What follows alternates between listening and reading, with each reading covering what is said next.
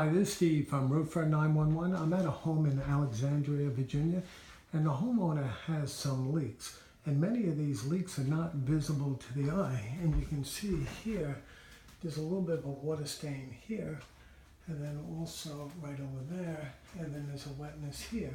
But you don't see any water stains on the ceiling above. And I wanted to show you exactly what it looks like in infrared. Okay, see all that dark blue?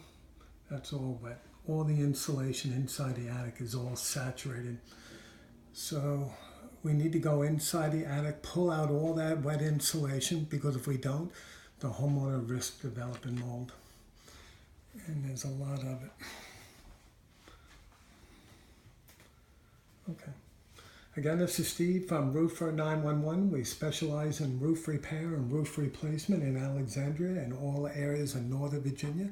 I can be reached at 703-475-2446, and our estimates are free. Thank you.